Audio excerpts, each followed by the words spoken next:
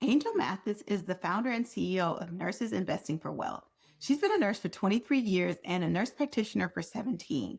She served as the president of the King County Nurses Association in Seattle, Washington, and is a former American Nurses Association Advocacy Institute Fellow.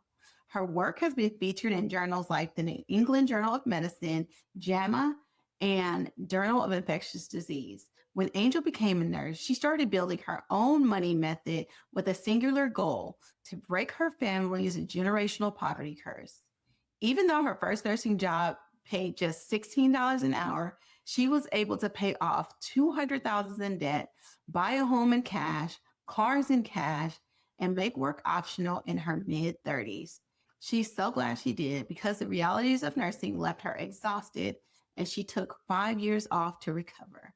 Now she's turned her money method into a state board of nursing continuing education program called Ultimate Nurse Investing. In it, she teaches nurses how to fund their future using small portions of their paychecks so they can work less and still retire early if they want to.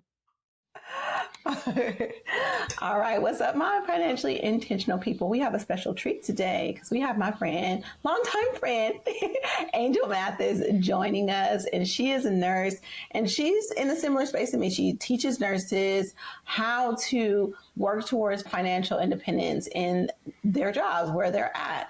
And she just does a phenomenal job explaining especially investing concepts and how to maximize your benefits. So I love Angel and I wanted to share her with you guys. And I just wanted to talk about how understanding your job and using your job as a tool for financial independence can make you have better job satisfaction in general. But this is not just for nurses because we are both nurses, but I really feel like when you have your financial goals aligned and you understand how to use your 9 to 5, your contract, whatever you're doing, your job on that path, it makes the work so much easier and you show up as a different person. So thank you, Angel, for joining us. And I'm just so interested to first let everybody get to know you and then dive into all things money with you.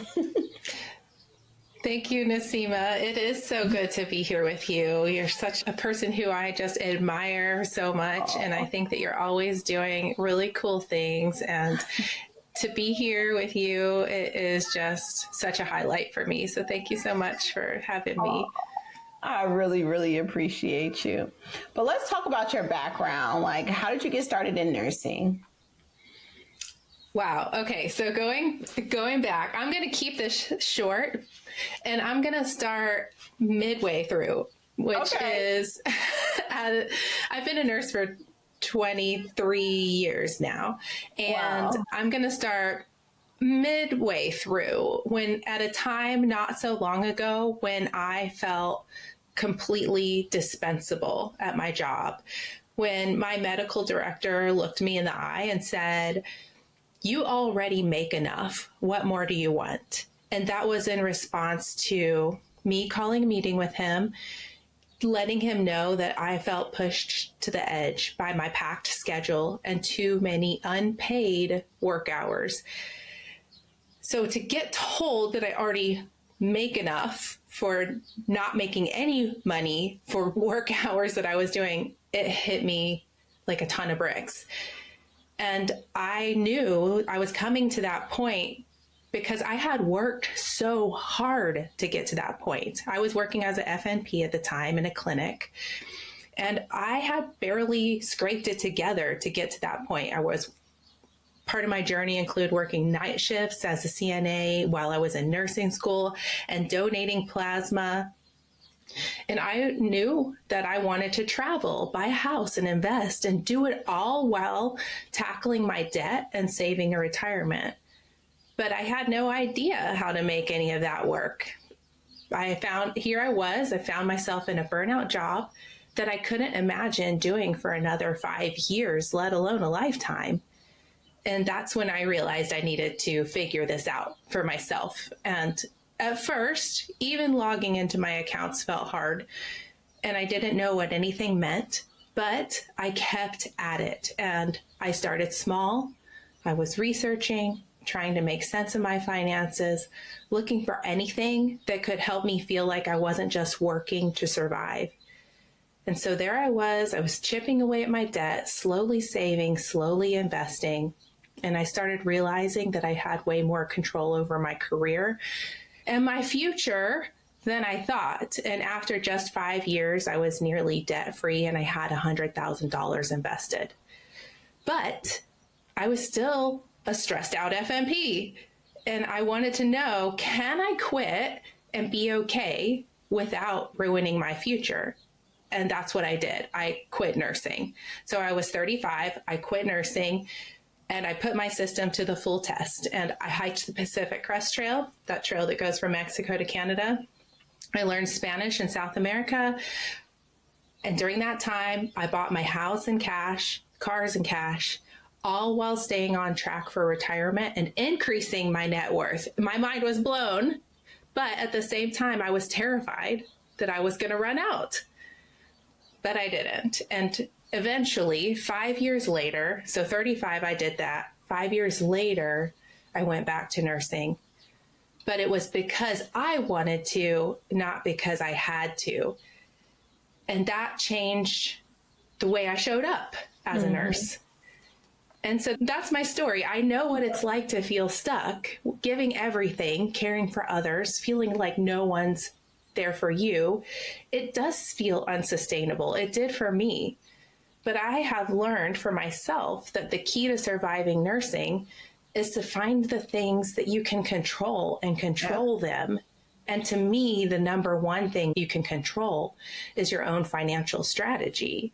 And I bet, Nasima, that you probably feel similarly to that. Yeah, I do. And I totally agree. And it does change the way that you show up because you have a certain goal. You hear all these people talk about, oh, entrepreneurship, ditch the 9 to 5, ditch the bedside. Oh, you're still a bedside nurse.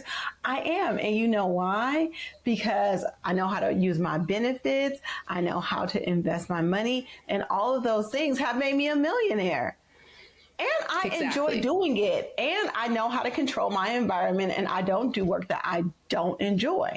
And so I'm able to show up differently because of that freedom. But I really want to go back to that point where your boss was telling you that you already made too much and you knew you was being underpaid. Because that leap to where you were able to take a year off and your money was growing while you were doing these phenomenal things, buying a house and buying a car. People are just like, wait a minute, that doesn't even make sense.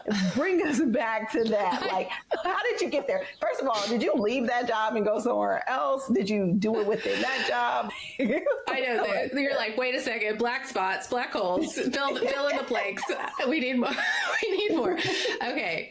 So I'll go back too and say, I was really not making very much money. Just a couple months ago, my colleague messaged me and she was like, is this still your email? The last time I emailed you was 12 years ago. And we were complaining, or something like that, 12 years ago, maybe more. We were complaining about making $38,000 a year. What? I know. So I'm not making this up in my head. This is very fresh, written in an email. And I was like, yes, I remember. Because part of me sometimes thinks, maybe I was making more than I was. That was a part-time. That was for part-time work. I had another job that paid me about the same, all up $75,000 a year. That's with 2 jobs though. I'm telling you, I'm not making it up. Like I had an average. I've never had one of these high-paying nurse jobs. Okay. That's not what I had. I should have, but I didn't. Okay. But to fill in the gaps here, I totally get that it feels crazy to think about going from $200,000 in debt to the point where you don't have to work for 5 years.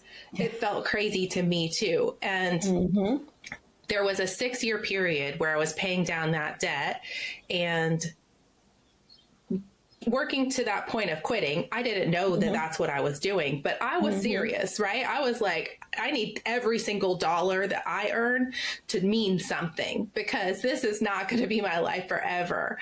And so I was really serious about that. And I set up a system that I used that worked really well for my nursing schedule. Nurses will understand, right? Like shift differentials, variable pay. If you're a traveler, you don't get Social Security benefits necessarily, or you get, disability benefits are changed, things like that. Like I had to set up some things that were very specific to me as a nurse. And then I also had to trust myself enough that I could manage my money on my own. I worked with a financial advisor for a while. It cost me a fortune, an arm and a leg. It was a huge mistake I made, but I did it. It got me ahead, but also like I could have gotten further ahead. So all of that to say, I surprised myself. Like when I quit nursing, I did not go into another job. So when I was 35, I quit. I planned to go to another job. I planned to take 6 months off and then go back. But then my money situation is looking good, right? And I'm like, oh, I don't have to. Another 6 months. Next thing I knew, another year. Next thing I knew, another year. When you don't have to go back, you really start to think about, why would I go back? And in the end, I did. 5 years later, I did go back to 10 hours a week. And I did that because my license was, I was about ready to lose practice hours, right? So I had to do some things. I had a real come to Jesus moment where I was like, am I going to let my whole career that I've worked for just go like that? And in the end, I just was like, I can't do it. So I took a job, and it was 10 hours a week, telemedicine. But here's what happened next. Same old stuff. Walked into getting asked to work more, unpaid hours, getting bullied. I'm so lucky that in my career, mostly I never was bullied. I know a lot of nurses can't say that, but I did in this new job. But here's the thing. I was like, I came here because I want to keep my license. No one can tell me nothing. I am the boss of me. And you know what? No, I don't work for free. No, I don't accept being treated like that. No. So boundaries to the moon. And yeah, that's how that all happened. It wasn't just a snap in the night. It was a series of consistent actions and time that unfolded, that revealed itself to me, that revealed my path to me as I went. Okay, so first of all, I did let my license, not my license. You did? Let my certification lapse. Yeah, because I was like, when you don't practice as an NP, the amount of hours you have to submit to keep your license up is freaking ridiculous. And I was just like, I really just did not want to sit down and submit all those hours, even though I probably had done it. And that's the thing, like, I think I've talked to you about this before.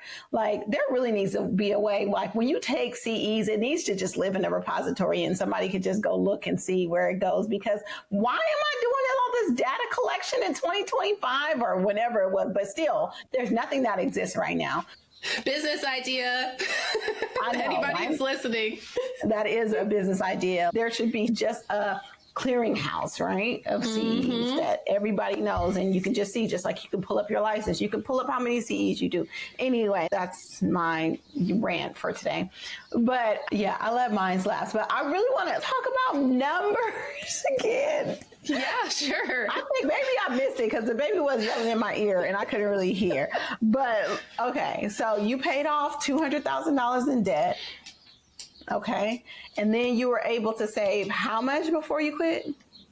I had $100,000 invested. So investments and then like my cash are two different things. I think everybody knows that, but I want to be really clear. Like, no, you have to be clear. Yeah.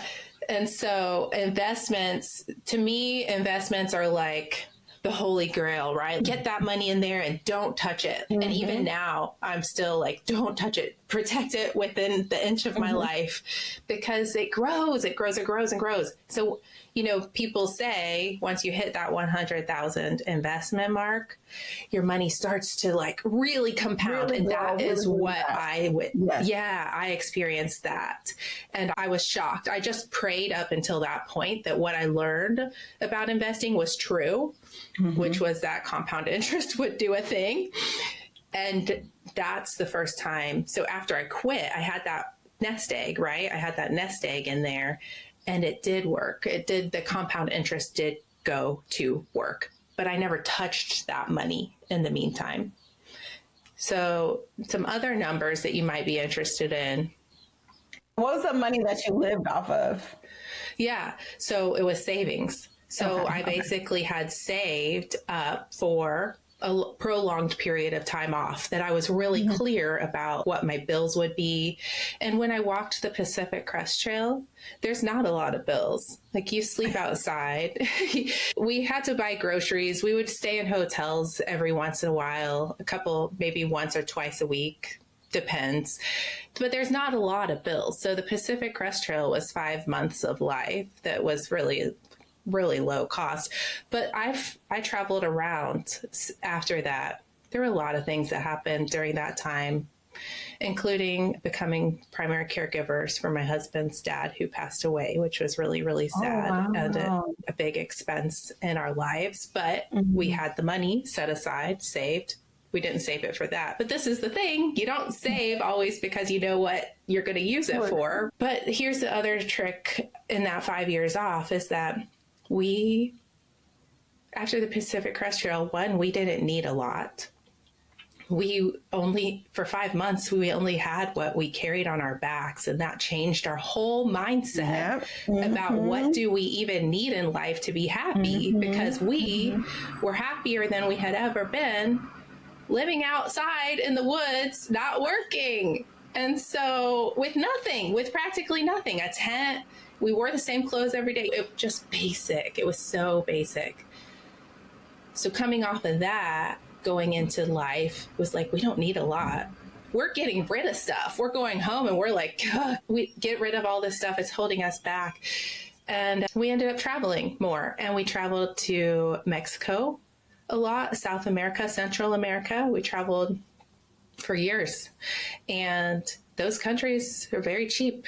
We would spend $2,000 a month and live and do whatever we wanted. You can get far on a little when you know how to do it.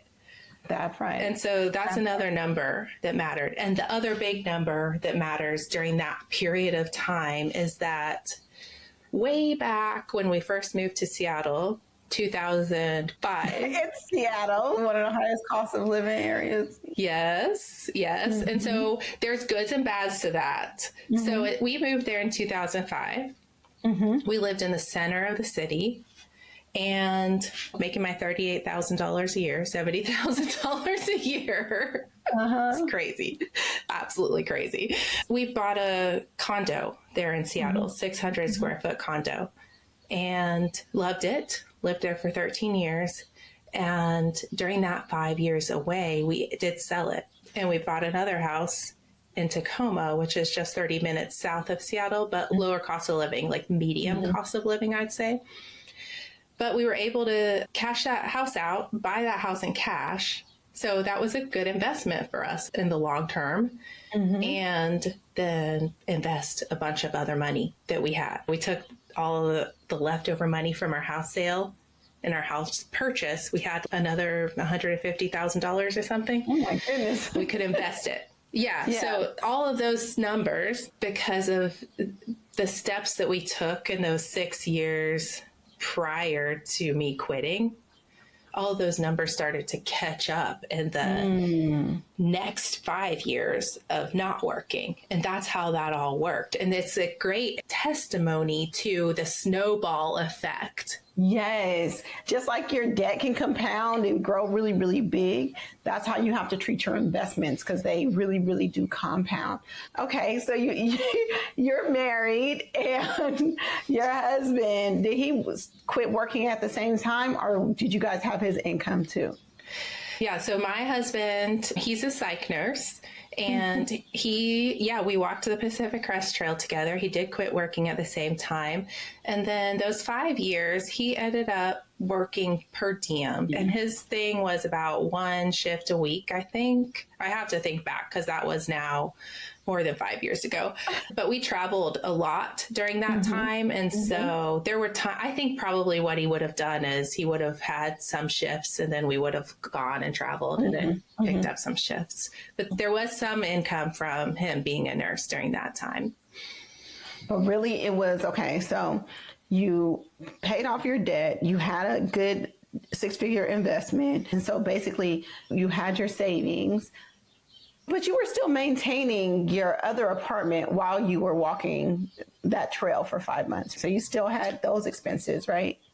Right. And so, so the condo in Seattle, we did have a mortgage on it still, and we were still paying that, but we rented out our unit. So that covered a good cost of that rent. It didn't cover all of it, but it covered a good portion of it.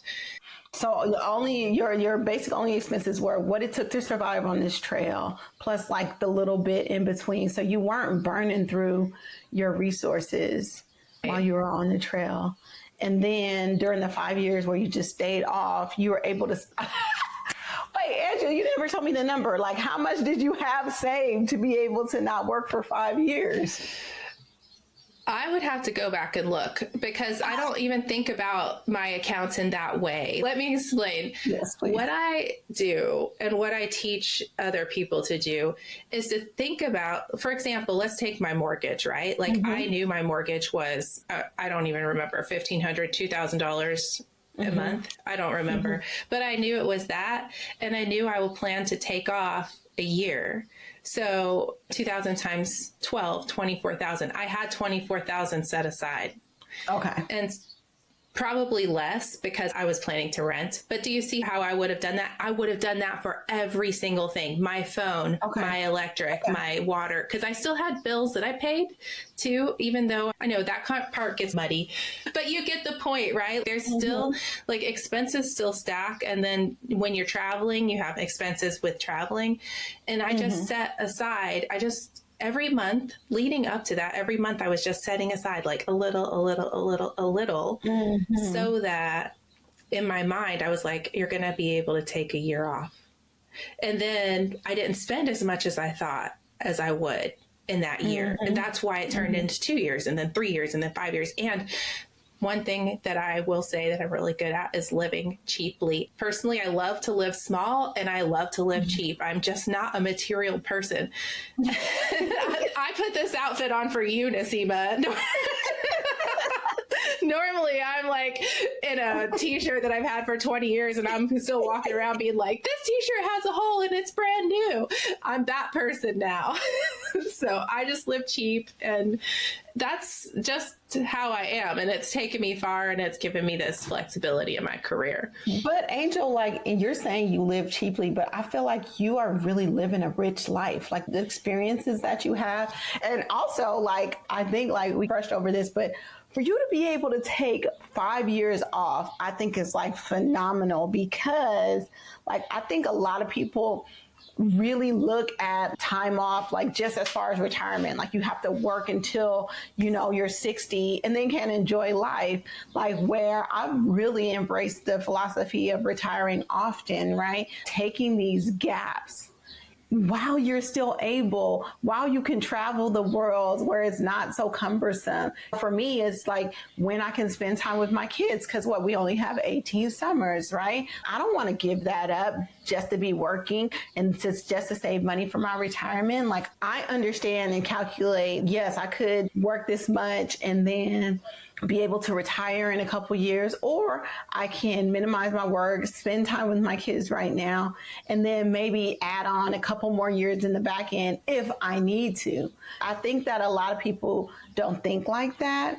And I know you probably didn't intentionally think like that either, but in practice, you saw that it worked and you continued to do it while it was still working. And I think it's phenomenal. A 6 month to a year plan turned into a 5-year plan where you didn't need to work because on the back end, all of those things were compounding and growing. So I know how your investments grew, and I knew that you had savings. And so because you lived so frugally, you did not hardly have to spend those savings. And then in the back end, like your husband would pick up work like every once in a while, and then you had your home sale. But like you didn't add anything else to your savings during those 5 years? No, I think they were dwindling by the end of that 5 years. I do remember that. And I think that probably played into my willingness to not let my license lapse. Yes. But I do remember being like 10 hours a week is going to be fine because our expenses were just so low. But no, during that time, we weren't adding. Also, for the record, you don't have kids, right? Yeah, we don't have kids. And so, of course, that makes a big difference. And we don't have kids always needing things from us. And pets, too. I really feel pets, exactly. And plants. I'm also not a plant person. Anything that requires care, attention, money, I'm just not into it. When you're away, you got to make sure somebody is there to take care of them. Yeah. Did you have any like freelance jobs or anything that added any kind of extra income? Yeah. That is a great question. And one of the things I did during that time, which was very unconventional, and honestly, I don't know why in the world I thought I was qualified to do this. I started a business called Boldly Went. It went under with COVID, but it was like, I think tax-wise, they would call it a hobby. Like, it doesn't even quite make business income. What it was is I traveled around the U.S. and Canada and I hosted live events and recorded people's adventure stories. And I made a podcast out of it. So it was so fun. I met so many amazing adventurers through that because both my husband and I we hiked the Pacific Crest Trail and we love outdoor adventures. It was so fun. But when we did that, we would stay in the back of our car. I know this isn't for everybody, but we love it. We would stay in the back of our car. We would drive around. We would meet cool people and we'd record these stories. All up, I think it made I remember when it closed, there was $18,000 there. So there was some, and it supported some of our expenses, but was it stashing our savings? I wouldn't say that. Oh, wait, how did you monetize that, telling the storytelling? It was all through event sales. Oh, ticket sales. Okay. Yeah. Oh, okay. So you would go around to venues and do the story. Okay, I got it. Yeah, that's so cool, though. It paid me in joy. It didn't pay me in money. I'm telling you, if I was looking for some way to make money, I would have went back to being a nurse. That is so funny. That's like my podcast. You would think I've been doing this for so many years. You would think it's so heavily monetized. It's not. I do it for fun. That is entrepreneurship so often, isn't it? Like people think you're out here making money. I don't know about you. I do this because I love to help people. Like I want nurses to feel like they can access these resources that I didn't know about and that it was so hard to access. Yeah, entrepreneurship isn't always about trying to get rich. Exactly. 100%, because we're not there. Oh my God. I love hearing this story. Like I guess I didn't know all of this stuff. I would say no one does. You asked me, I'm like, whoa, I'm going deep in the recesses. This is fun. It's bringing back all kinds of memories. No, but this is really, really good. I think I wanted to interview you for something totally different, but like this is way more fascinating. Like the story of Angel is like incredible, and it's just so many lessons on so many different levels. I really just admire the things you were able to do, and I think it's just like for me shows people what's possible. I would have never known that this kind of world was possible until I started on my journey and I started talking to people and being friends with people and changing my circle of influence and being like, what? Wait, what do you mean? Retire early. What do you mean that you can take time off? Or what do you mean you don't have to work into retirement to be able to do all these things? And I just like my whole world's view is totally different now just because because I went on this path of learning how to deal with my finances. And your story in particular just really represents something that a lot of people don't even know that it's possible to do these kind of things, even if it is 6 months or a year. Most people are just like, I can't take that much time off. And you did it. And people always tell me, you do it, you make $200,000 as a nurse. Nobody makes that. Angel did it. And Angel made $70,000 working 2 jobs as a nurse. And she was still able to pay off her debt and save. Okay. So I just think that that's like super incredible. So you had your paid off house. So your house, that's another thing, is that you guys knew how to minimize your expenses. You keep your expenses really, really low. And so you can travel. And then when you travel, you keep your expenses really, really low. Were you doing any kind of, besides just picking places that were cheap, like any kind of travel hacking, anything like that, like credit cards, rewards, anything like that? I like to keep it simple. And so I do one thing, and it is I have an Alaska Airlines card, which is now, I guess, Atmos. And I accumulate points on there, and I purchased some flights through that. So that is as detailed or as sophisticated as it gets.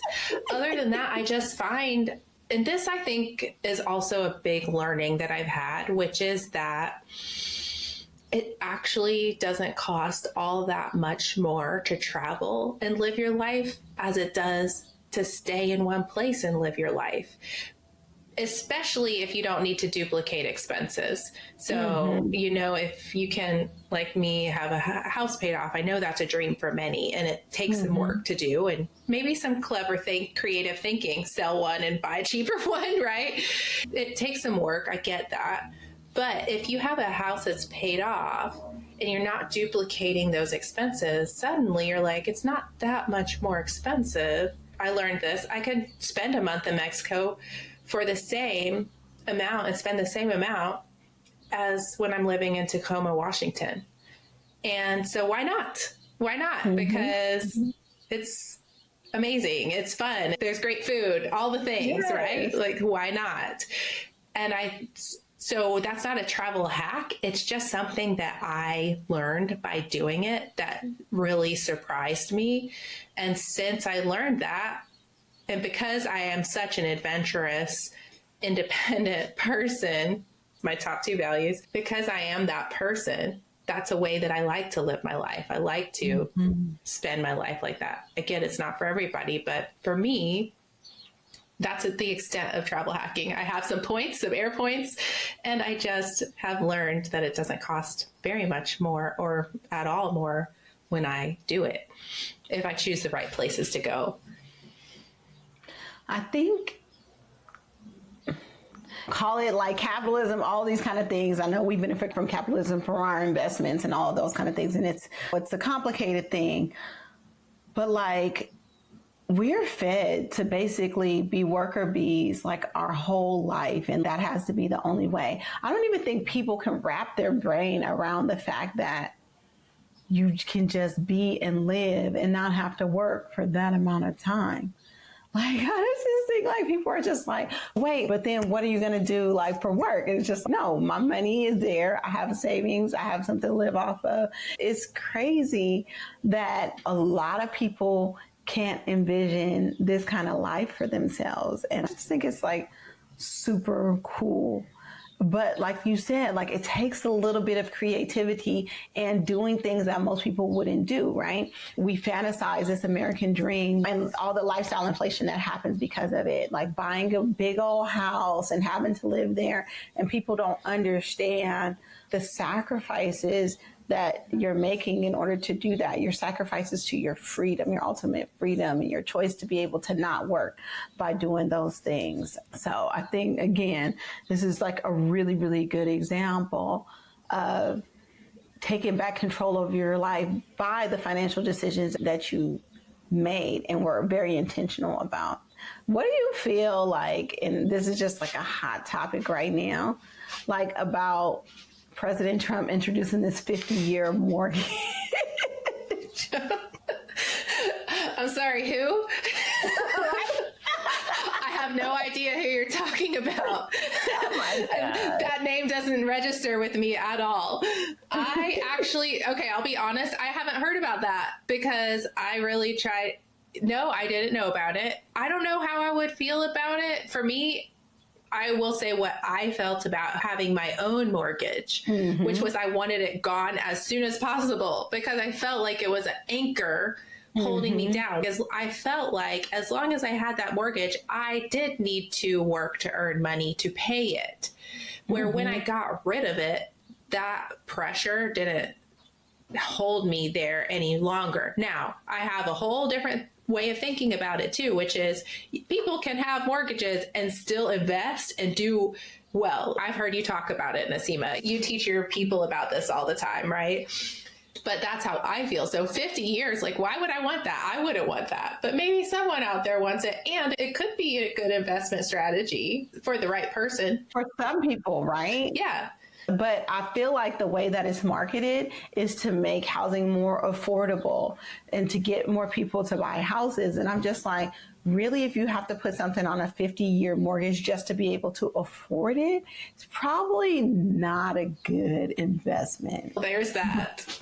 But then for me, I'm just like, oh, okay, so like I can stretch out a mortgage over 50 years, lower the minimum, lower the payments, and be able to invest a difference using that as leverage. That's a risky thing. That's like something that you would do when you have the assets. But it's just scary to me that people are marketing this as this affordability tool, when really I just feel like it's creating just more workers, like more cogs on that wheel, so that people stay working forever. And it's scary to me. That's right. And that's what people don't want. And getting back to capitalism, we have to also think about who is this really benefiting? We know already if you have a 30-year mortgage, you're paying 2 times what you would pay for your house, right? So if you have a 50-year mortgage, does that mean you're going to pay 3 times, 4 times what you already pay for your house? So yeah, for a $500,000 mortgage, you pay like $1.1 million just in, I think, interest fees. Exactly. So you're paying 3 times the price of your house. So then it makes you really think, who is this really benefiting? Let's just be honest. These kinds of things don't exist. This is, now you're getting a bee in my bonnet, because these kinds of things don't exist for people who work. Like, they're fed to us, they're marketed to us as, oh, this is such a good thing for people who work. No, what this is a wealth transfer from your pockets to the banks. That's what it is. This is white collar in my work. We can't call it crime because it's legal, but it is unethical, and anybody who works should always be thinking about this, right? Like, how is this a wealth transfer from me to the wealthiest people in the world? And that's where my mind starts to go when we start talking about this more too. No, but that's definitely what it is. I mean, there's a reason why it's being endorsed by the president, because he has a direct benefit for that, because that is his industry, and those are the lobbyists that he serves. But anyway, Angel, let's get off our political wagon. But I think money is political, and that's what people need to understand. Money is highly political, and policies affect your money, and you can affect policies if you have money. And so that's why I think it's important for people to understand that building wealth is not about greed. It's about choices, opportunities, and it's like, it represents freedom. Like, you can leave. That's exactly what I was going to say. As a nurse, a working class nurse, I'm a nurse's nurse. When we have, as nurses, when we have the ability to say no, to say I'm not going to deal with that, to say I don't accept that level of abuse, that I'm not going to go to work if it's unsafe. And when we have the ability to do that, like you said, when you have the wealth, when you have that financial backing, you're not afraid of retaliation. You're not afraid of the other side. What power does that give to us as nurses and as individual nurses, but as collectively as a profession, as more and more and more of us have this kind of power in our financial pockets. Yeah, and I'd like to say, like, I'm a better patient advocate when I'm able to show up and be fully who I am, because I'm not worried about any of those kind of things, because I'm a ride for my patients. I'm gonna make sure they get the best care. I'm gonna make sure that they are heard, which is something that when people are afraid of losing their jobs or afraid of the retaliation that might come from it, they cannot do that. And so that's why these conversations are super important, because it's not just about what you represent or your financial position, like for yourself. It's about what your financial position and who you are and how you show up to your workplace, how that affects everybody else. Because our jobs as nurses, we touch so many people's lives. And it's just like it's not something that should be taken lightly or for granted. And just, again, your financial freedom, like, really, really spans out and affects so many other people in so many other areas of your life. So, yeah. Absolutely. And I do see you out here, Nasima, advocating for what's right. And I love it. And I just love seeing it. And I would love to see more and more and more nurses do exactly what you're doing. Yeah. I think a lot of nurses are scared. There's a lot of backlash now from hospitals and stuff for people having voices and using their platforms to do that. And so it can be a scary environment. But again, your financial stability is going to dictate how well you're able to fare in those situations. Yeah, but I am a nurse's nurse. And so that's why I'm a nurse's nurse, but also just any people out there that are in the workforce. I see so many people struggling to figure out their finances and try to figure out, like, just how to get ahead. Like, most people feel so far behind. Most people are where you were when that boss told you that you already made enough. So I just want you to lay out for that person that is in that position, what steps you think they can take in order to be able to live life more intentionally, be able to take time off, to be able to reverse that role and be in control of their finances.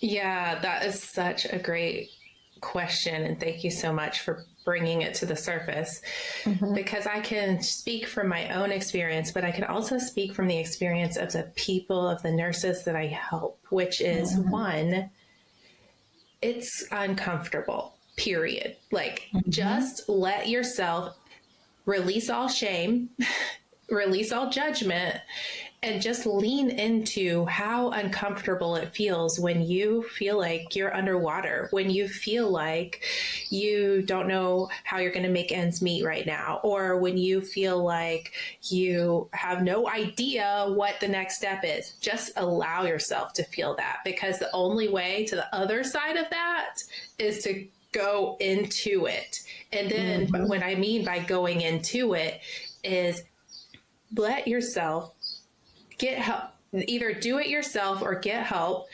getting organized. Because as soon as you most people, when they're in this uncomfortable phase, they their brains tell themselves a story that everything's okay. Like, I know what's going on in my accounts. I know this. And the truth is, you're uncomfortable because you don't know. And I hate to say that, but it is true. I've seen it over and over again. You just don't know. So let yourself feel that, and then get organized around what you really have and get a plan. Because once you do those things, get organized, get a plan in place, then that discomfort, it melts away, it goes away. And then you're suddenly in a place where you're like, oh, this is how I can work less. Oh, this is how I can retire early. Oh, things start to unfold as you go through the steps. And so that's what I would say. Yeah. And by that, it's like most people, first of all, they don't know how much they make. They definitely don't know how much money they're spending. So there's this money is just being sucked down a black hole for most people. And then there's no plan because you're so scared to look at it. I don't know how many times people are just, they don't look at their numbers because they're so scared, or they feel guilty about the financial choices that they make. Get over yourself. Write down all your debt. Write down the minimum payments, the interest payments. Write it all down. Then do a spending audit. Start seeing what you're spending your money on.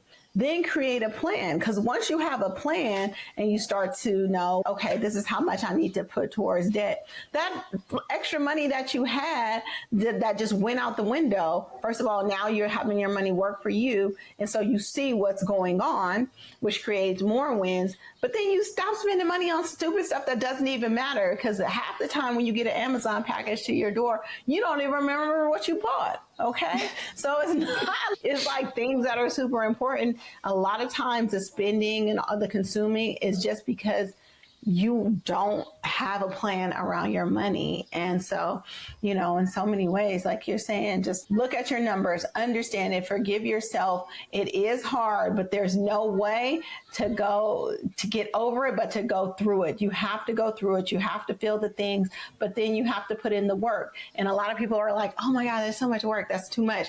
The thing is that once you have a system, you just put it in place. It's easy. It becomes easy. And you get those dopamine hits from knowing that you're investing. You see your investment accounts grow up. You see your debts going down. And then you see that you're able to take time off, a couple of months to spend with your kids, or a year, and all these kind of things. But I just tell people, for me, like, it's all about just that intentionality. And that intentionality is what drives that decision. So I love it, Angel. I actually was like, oh my gosh, where's my notepad? I need to write down exactly what Nasima's saying right now, because everything's so good. Almost like I've said this before, huh? Yeah, I have a feeling. I say it like so many times, but because it's the only way to do it. And I'm going to be honest and say that I have to say this to myself still, even now, because I get into these places where I'm just like, I don't know. Like, especially when I have big life changes. When I was pregnant with my youngest, all of a sudden they told me I couldn't work. And it was like the next day, don't come to work anymore. So I'm just like, I don't know what to do. Even for me, like, I really have to sit down and evaluate and do those kind of things and adjust depending on the things that life throws me. And so I don't want people to think that, like, it's not hard for everybody. It's not something that we like. It's like, there's like, oh, it's easy for you to say because you've done this. No, it's something that I have to continually reevaluate, reassess, go back. Like, I've paid off debt and gotten back in debt. And it's all these kind of things. Like, it's not just linear is what I'm trying to say. It's not just this linear thing. Like, we all have struggles, but the most important thing is that, like, what happens when it comes up? You have to just create a plan to deal with it. That's the only way that you can get through it. And yes, it does become easier once you've done it, once you put those reps in, but it does not stop. Just to get people who are maybe discouraged and been like, oh, I thought I had it figured out. No, sometimes you have to reassess, or you're constantly going to have to reassess. And I just want to give people hope to know that they can do it. It's possible. We are examples, and it's doable. And I just really want people to understand that it's possible for them. Like, they are worthy of these things. They can do it. And it takes less than you think. You just really have to sit in being uncomfortable for a little while so that you can achieve these things. And I just love your story, because you're a prime example in sitting in that discomfort, coming up with a plan and executing it, and it working out 1 trillion times better than you could have even imagined. Doing it scared. Exactly. Yes. I was doing it scared. I didn't have anybody in my life that had ever done this before. And I really just was trusting that it was going to work out, and it did. And now I can tell that to others, and you can too, and be the example to others that it will, but these are the things you have to do. And I love that you said it's fluid. Things go up and things go down. And that's why Lynn Twist says money's like water. Money comes in, it flows into your life and it flows out. And so just be flexible with it. One more thing I just wanted to touch on really quickly, because most people are always like, I'm going to just get a financial advisor to do all this stuff and then I won't have to worry about it. You did say that you did have a financial advisor and it was one of your biggest mistakes. Can you just briefly share why you said that? Yes. So certified financial professionals exist for a reason.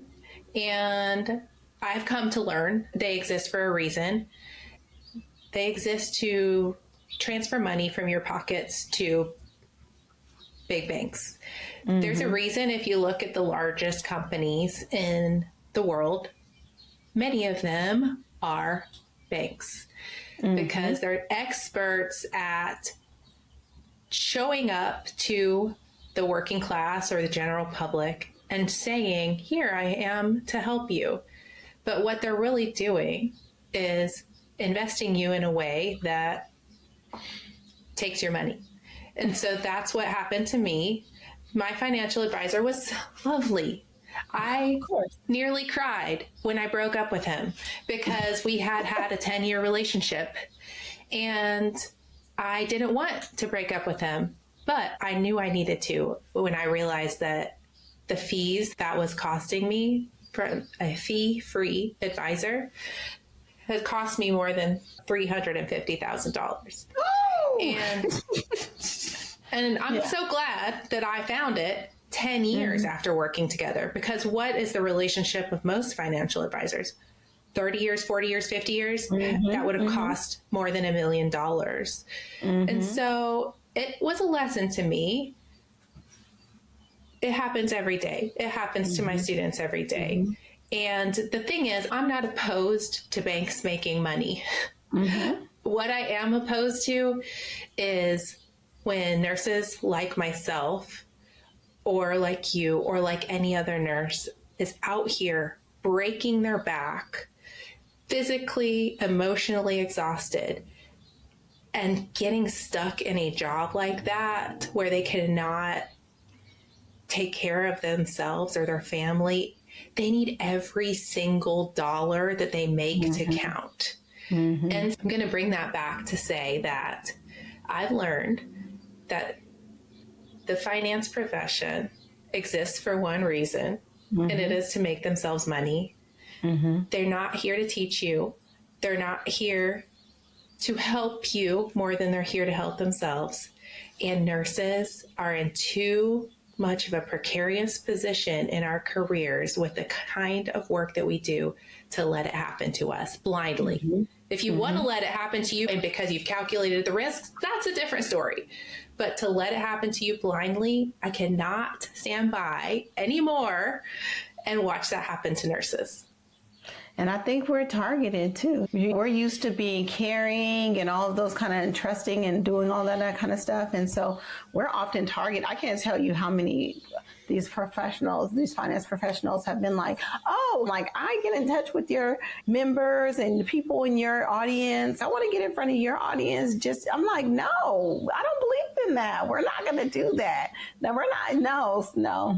Build your own platform. Don't come over here with it because I'm not interested. Like I'm about educating. I'm about making sure that people are making informed decisions for themselves. I'm about making sure that you understand fully what you're investing in and you have a full hand in that, because so many people have been duped. And again, it is super prevalent, I feel like, for women in communities of color that we're being taken advantage of over and over again so that we're not able to transfer wealth like other people. And I think it's intentional. So I'm glad that you brought that up. It is baked into the system, and it's so baked in that there are laws that protect it, right? Yes, I'm so glad that you asked me that. And I know that you do teach the people that you serve. You teach them how to avoid these pitfalls. And I agree with you that I'm very conscientious about who I partner with or who I want to chat with too. And so I'm glad we're here together today. Of course. That's why we're together, because we know what's up. But anyway, Angel, I'm going to let people know where they can find you, reach out to you. I know you do coaching as well for nurses. Yeah, so people can reach me on my website. There's a free training there that you can get started with, and it is called How to Become Work Optional in 1 Hour a Month. And you can visit learn.nursesinvesting.com, or I love chatting with you. And if you want to send me a DM, you can do that on Instagram at Nurses Investing for Wealth. And I also, like the old-fashioned person that I am, the old person, I use Facebook too. So if anybody else is out there is old and you like to use Facebook Messenger, you can reach me there too. You know what? Facebook is doing a big pull to get people back on their platform, because they make a lot of money over there and it's aging out. So that's right. Yeah, but people are coming back to Facebook. You'll be surprised in saying that. But anyway, Angel, it has been such a pleasure. I love your story. You encourage me so much, and I just am so grateful to know you and to learn more about you today and get to share you with my audience. So I really, really appreciate you. Thank you, Nasima. And like I said, this is a highlight to be able to chat with you. And you do such great work. And I'm just so honored to be able to be here with you today. So thanks again for having me. Of course. Oh.